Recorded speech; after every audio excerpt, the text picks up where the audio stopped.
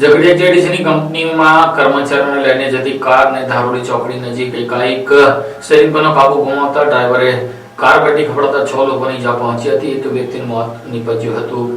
ઝઘડિયા તાલુકામાં અવારનવાર નાની મોટી અકસ્માતોની ઘટનાઓ બનતી રહી છે, જેમાં કેટલીક ઘટનાઓ જીવલેણ સાબિત થઈ રહી છે. ઝઘડિયા જેડીસીના પ્લોટ નંબર 825 માં રેડ એન્ડ ટેલર ઇન્ટરનેશનલ આવેલ છે. વહેલી સવારે કંપનીની એક અર્ટિગા ગાડી કંપનીના 5 જેટલા કર્મચારીઓને લઈ ઝઘડિયાના ધારોલી ગામ તરફથી જેઆઈડીસી ધારોલી ચોકડી તરફ આવી રહી હતી. તે દરમિયાન ધારોલી ચોકડીથી 1 કિલોમીટર પહેલા અર્ટિગા ગાડીના ચાલકે સ્ટીયરિંગ પરનો કાબુ ગુમાવતા કાર 2 થી વધુ વખત પલટી મારી ગઈ હતી, જેના પગલે ગાડીમાં બેઠેલા ચાલક સહિતનાઓ ગંભીર રીતે ઘવાયા હતા. ગાડીમાં સવાર ડ્રાઈવર સહિતના 6 ઈસમો પૈકી અક્ષય કરમસિંહભાઈ વસાવા રહે નેત્રંગનાઓને ગંભીર ઈજાઓ પહોંચી હતી, જેના પગલે તેમનું ઘટનાસ્થળે જ મોત નીપજ્યું હતું. ગંભીર રીતે ઘવાયેલાઓને કાર સવારોને પહેલા વાલિયા ખાતે સરકારી હોસ્પિટલ ખસેડવામાં આવ્યા હતા. ત્યારબાદ તેઓને વધુ સારવાર માટે કંપની દ્વારા અંકલેશ્વરની ખાનગી મલ્ટી સ્પેશિયાલિટી હોસ્પિટલમાં સારવાર હેઠળ રાખવામાં આવ્યા છે.